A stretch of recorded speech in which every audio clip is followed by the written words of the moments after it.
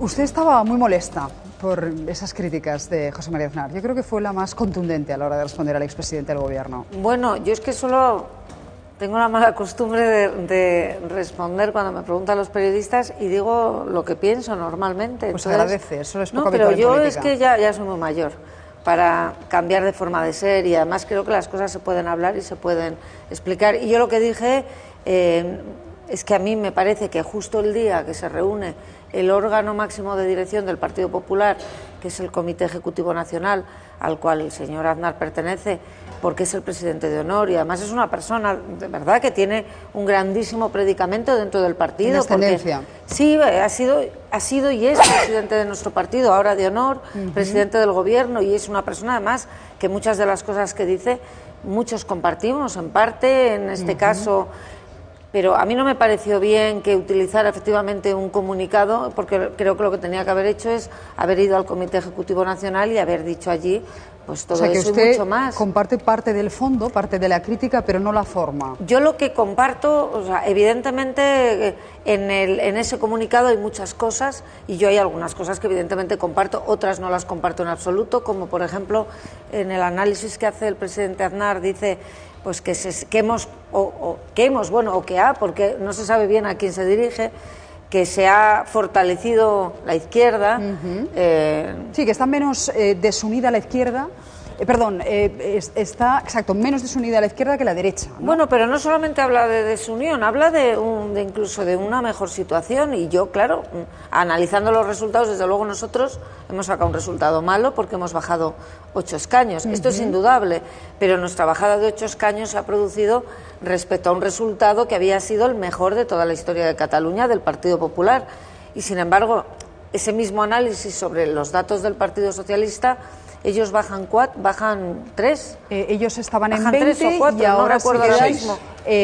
14. Bajan 4 escaños. De 19 a 16, 3. Bueno, 3, no, pero... No, el Partido Socialista tenía 20. Ah, no, perdón, estamos hablando del PP. No, del Partido Socialista. De 20 a 16. De 20 a 16, Bien, pierden 4. Bien, pierden 4.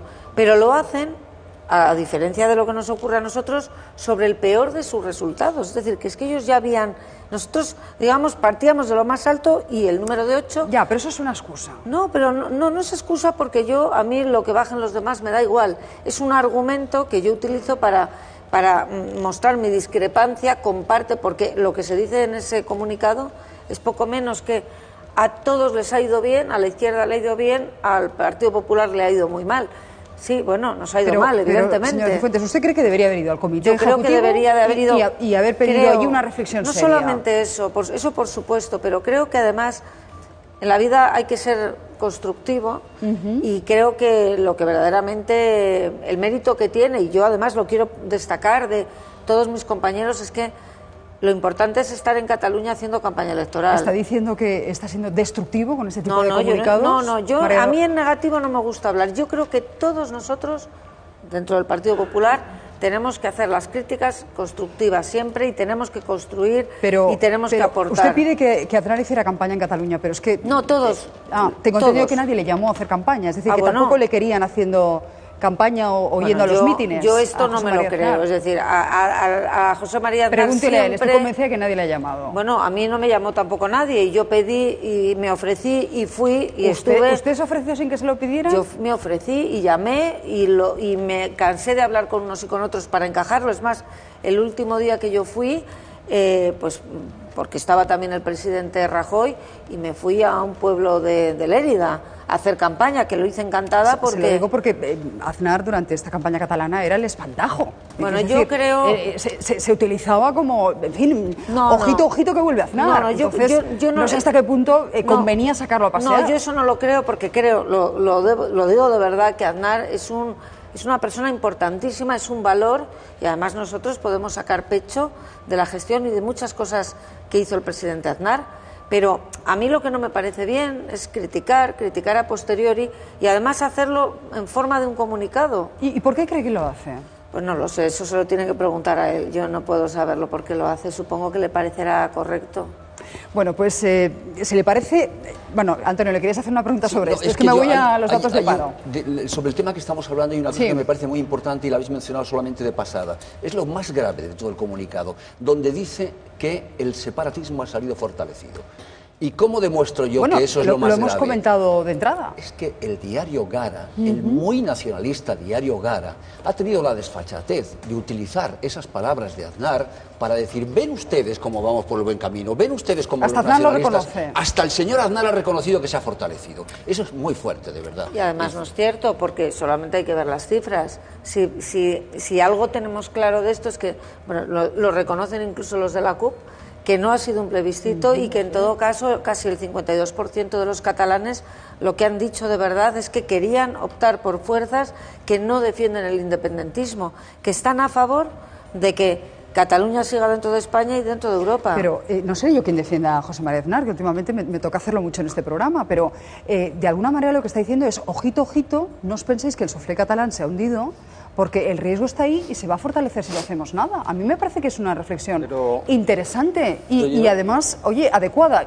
Coincido que tal vez el foro no era el correcto. A mí me gustaría hacer un comentario. Vamos a ver, del año 96 al año 2000 se hicieron importantes cesiones al nacionalismo catalán, como fueron los gobiernos civiles, las transferencias de tráfico, etcétera. En ese momento, además, quiero recordar que en el 99 el Partido Popular tuvo una caída electoral importante y meses después sacaba mayoría absoluta. Por tanto, el presidente Aznar, al cual yo quiero mucho y he defendido muchísimas veces, también debería ser un pelín prudente, porque hay quien le puede recordar, oye, presidente, en tu época pasó todo eso, ya no hay gobernadores civiles porque tú aceptaste negociar con el nacionalismo catalán. Pero el independentismo no tenía un apoyo del 47%, pues Paco, en la época de José María Aznar. Él pactaba con los nacionalistas. Por una razón, porque hemos de remontarnos al gobierno anterior socialista, cuando se dijo aceptaré el estatuto que llegue de Cataluña rompiendo el pacto constitucional. Es que eso es muy grave, esto está en los libros de historia, en los libros de historia. Es decir, no hay un solo caso de un estatuto de autonomía que se elaborara sin el pacto entre el PP y el PSOE y todos. Y luego te quiero recordar que hubo un pacto autonómico que el gobierno socialista rompe. Pero en este ejercicio de memoria que nos pides, te has dejado la sentencia del Constitucional y la campaña del PP recogiendo firmas, no, claro, que el propio García Albiol reconoció que fue un error. Y cuenta más errores de la época de Aznar, su visceralidad contra el nacionalismo y su campaña contra el nacionalismo puso en casa a Esquerra Republicana de Cataluña. No hay ni un solo analista que no haga responsable a Aznar, directamente a Aznar y a su posición tan furibunda contra el nacionalismo del incremento del voto independentista en Cataluña. ¿Autocrítica desde las filas populares la hace también, más allá de la pedagogía que pide el presidente? Yo además es que creo que la autocrítica hay que hacerla siempre, pero cuando te salen mal las cosas y cuando te salen bien también hay que hacerla porque hay que mejorar. La autocrítica siempre está bien hecha y además yo me refería a que pues en ese comunicado de Aznar pues hay cosas que se comparten, hay cosas que no, hay reflexiones que son muy atinadas, hay otras que, bueno, pues no lo son tanto. Respecto a esa recogida de firmas contra el Estatut, que dice García Albiol que fue un error. Mire, a mí lo de llorar sobre la leche derramada está muy bien durante un minuto solamente para decir esto no lo tengo que volver a hacer, pero las cosas cuando se hacen y lo que hay que hacer es ver cuál es la situación actual y tratar de resolver el problema que hay en Cataluña. Lo primero que necesita Cataluña es un gobierno estable para poder empezar a tomar decisiones y para poder empezar a trabajar a favor de los catalanes, en los problemas a los que me refería. Yo soy presidenta de una comunidad autónoma. Los problemas que tienen los madrileños son los mismos que los catalanes. Tienen el mismo problema de desempleo, tienen el mismo problema de los servicios públicos. ¿Quién se está ocupando de resolver los problemas de los catalanes mientras Cataluña, las fuerzas políticas catalanas y parte de las nacionales nos ocupamos de hablar exclusivamente de un tema del independentismo que ya han dicho la mayoría de los catalanes que no quieren, que en Cataluña hay un problema que tiene que ver con el independentismo, sin duda alguna, y que hay que resolverlo? Pues tendremos que ver la manera de hacerlo entre todos, todos. Vamos a seguir, dejamos ya el tema catalán apartado y nos vamos a informar de los datos del paro de septiembre. El número de desempleados aumenta en más de 26.000 personas. Lorena, cuéntanos, desglósanos esos datos. Exactamente eso, ese aumento de desempleados es de 26.087 personas más del mes de septiembre. Esto sitúa el total de parados en 4.094.042 personas. Septiembre es un mes tradicionalmente malo porque terminan esos contratos de la campaña de verano, pero este año, en este año 2015, ese paro ha aumentado menos de la mitad que la media de los últimos 8 años. En cuanto a la afiliación a la Seguridad Social, en septiembre se incorporaron 8.916 personas más a esas listas. Así pues, el total de afiliados se sitúa casi en los 17.190.000 personas. Desde el Ministerio lo que destacan es que ese dato desestacionalizado aumenta en más de 35.000 personas. Indica que se mantiene la fortaleza en la creación de empleo en la tónica iniciada en el año 2014. Por sectores, dato destacado, el paro registrado disminuye sobre todo en agricultura, en pesca, en construcción y en industria. Bueno, pues el paro aumenta en septiembre en 26.000 personas. Anticipó el presidente que sería un buen dato. No sé si esto se puede considerar un buen dato. ¿Qué opináis vosotros? Empiezo por usted, presidenta. No, un buen dato no es, porque todo lo que sea aumentar el paro, evidentemente no es buen dato. Pero también es verdad que el dato en septiembre nunca es bueno, porque en septiembre se terminan los contratos de verano. Entonces, siempre, al final, la cifra del dato del paro en septiembre siempre es malo. Bueno, en Madrid yo tengo que decir que a pesar de eso, pues yo estoy relativamente satisfecha, porque nosotros tenemos una cifra ligeramente mejor que el dato nacional y, sobre todo, que es lo que a mí me importa, en lo que va de año, los datos desestacionalizados, que es lo que realmente hay que ver para poder analizar cuál es la tendencia en creación o destrucción de empleo, es que nosotros tenemos 50.000 parados menos y, sobre todo, 120.000 personas más trabajando en el último año. Creo que ese es el dato positivo con el que yo me quedo, y desde luego decir que mi prioridad es la creación de empleo por encima de ninguna otra, y estamos trabajando pues para que las casi medio millón de personas, 458.000 personas que en Madrid todavía no tienen empleo, pues puedan encontrar un trabajo. El dato de Madrid, que lo estoy buscando y no me llega el desglosado. Bueno, el dato todavía es provisional. Nosotros, el dato interesante es que tenemos 50.000 parados menos, que es un poco menos de un punto, son unas décimas por debajo de la media nacional. Es curioso, porque los comunicados que nos pasa el Ministerio de Trabajo, cuando el dato del mes no es muy bueno, entonces nos dan el global.